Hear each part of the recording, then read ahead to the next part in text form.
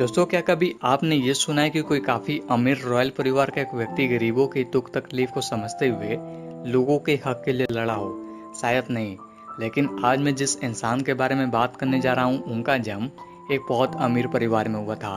लेकिन इसके बावजूद भी उन्होंने अपनी ऐशो आराम की जिंदगी को छोड़कर और अपने जिंदगी को संघर्ष में डालकर सिर्फ एक लोगों के लिए नहीं बल्कि पूरे देश के लोगों के हक के लिए लड़ते रहे।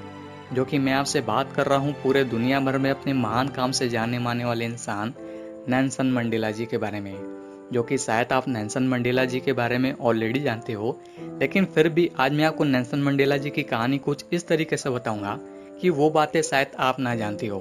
तो दोस्तों, बात कुछ ऐसी है कि जब साउथ अफ्रीका अंग्रेजों से आज़ाद नहीं हुआ था, तब 18 जुलाई 1918 को साउथ अफ्रीका के मेवेंजो नाम के गांव में नेल्सन मंडेला नाम के एक इंसान का जन्म एक बहुत अमीर परिवार में हुआ था।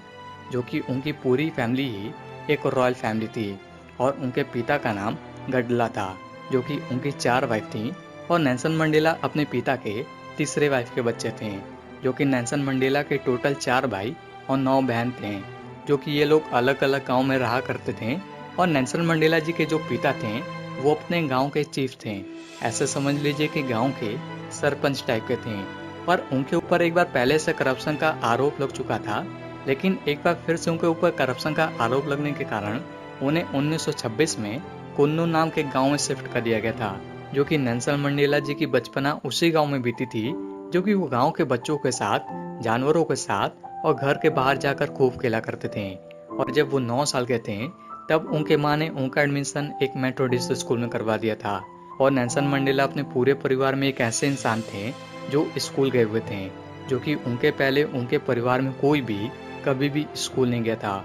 और जिस स्कूल में उनका एडमिशन हुआ था वो क्रिश्चियन स्कूल था, जिसमें कि पढ़ाई से ज़्यादा क्रिश्चियनिटी के धर्म की बात होती थी। और स्कूल वालों ने मंडेला का नाम नेल्सन रखा था। जो कि नेल्सन मंडेला के माँ बाप ने मंडेला का नाम रोहिल लाला रखा था।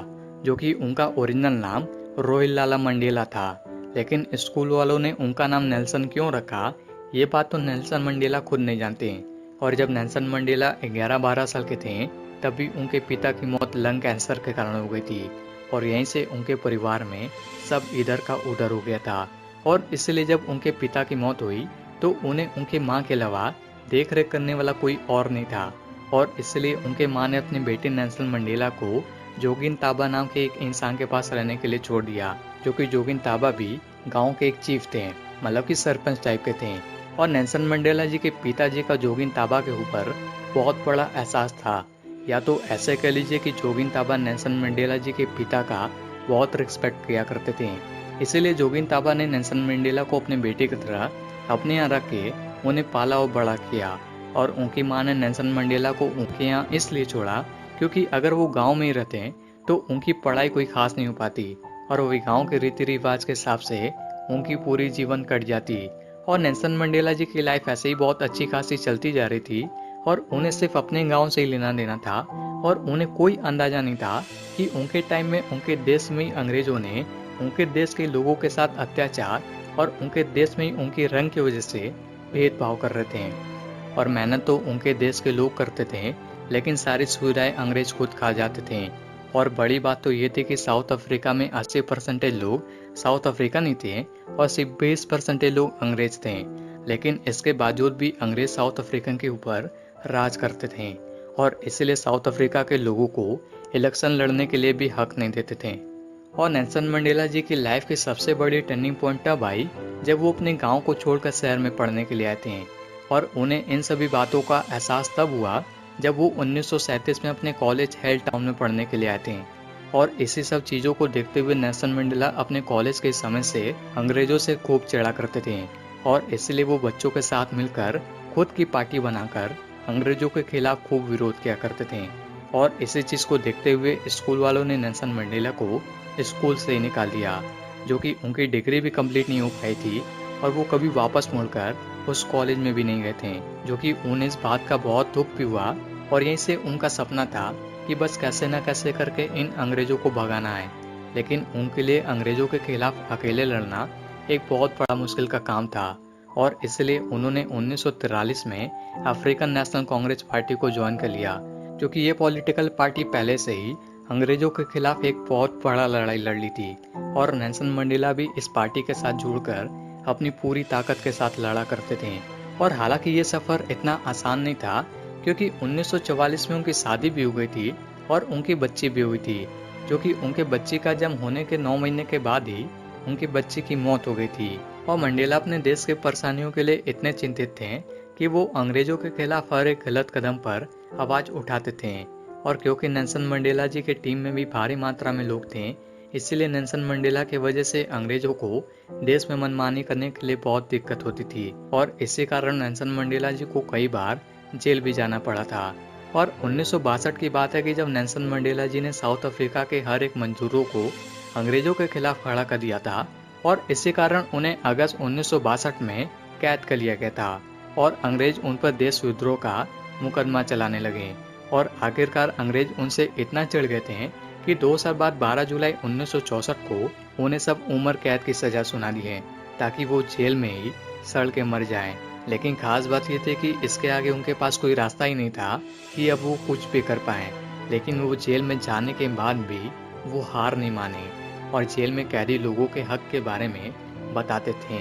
और उनके पार्टी के लोग भी अंग्रेजों से उनके लिए आवाज उठाते थे। लेकिन इतना सब कुछ होने के बाद भी आपको यकीन नहीं होगा कि उनकी पूरी 27 साल की जीवन जेल में ही बीत गई थी। जो कि ये बात सुनने में तो जरूर आसान लग रहा होगा, लेकिन शायद आज के समय उनके इस दर्द को कोई समझ पाए। और इसके बावजूद भी उन्होंने कभी अपनी उम्मीद को नहीं छोड़ा। और जब साउथ अफ्रीका में 1989 में प्रेसिडेंट इलेक्शन की बात चल रही थी, तब फेडरिस विलियम डी क्लार्क नाम के एक इंसान साउथ अफ्रीका के प्रेसिडेंट चुने गए थे। और वो शायद चुने नहीं गए थे, बल्कि भगवान ने उन्हें खासकर साउथ अफ्रीका के लोगों के लिए भेजा हो, क्योंकि वो साउथ अफ्रीका के एक पहले इंसान थे जो साउथ अफ्रीका के लोगों के फीलिंग को समझते थे, जो कि वो प्रेसिडेंट बनते ही सबको सबकी हक वापस दिलवाएं और जितने भी कैदी बिना कोई आरोप के कारण जेल में कैद थे सबको आज़ाद करवाएं। और यहीं से नेल्सन मंडेला जी की जीवन की सारी संघर्ष सफल हो गई और इसी के साथ साउथ अफ्रीका भी आज़ाद हो गई थी, जिसमें कि साउथ अफ्रीकन को उनकी सारी हक की चीज़ें उन्हें वापस मिल गई थी। और इसलिए जब 27 अप्रैल 1994 को साउथ अफ्रीका में एक बार फिर से प्रेसिडेंट इलेक्शन हुआ, तब उसमें काले लोग भी वोट डाल सकते थे, जो कि आप फोटो में भी देख रहे होंगे कि ना जाने कितने सालों बाद नेल्सन मंडेला जी कितने खुशी के साथ वोट डाल रहे हैं। और इस इलेक्शन में 10 मई 1994 को नेल्सन मंडेला जी साउथ अफ्रीका के एक पहले प्रेसिडेंट बने, जो कि साउथ अफ्रीका के पहले ब्लैक प्रेसिडेंट चुने गए थे, जो कि इस मूवमेंट को बिलियन से ज़्यादा लोगों ने टीवी पर देखा था।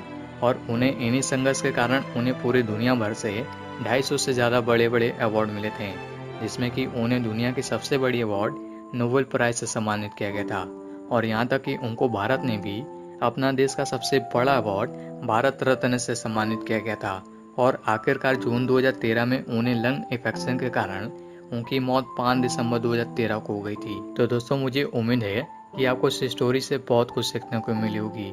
तो अगर ये वीडियो आपको अच्छी लगी है तो वीडियो को लाइक और चैनल को जरूर सब्सक्राइब कीजिएगा। तब तक के लिए आपके समय के लिए बहुत बहुत धन्यवाद।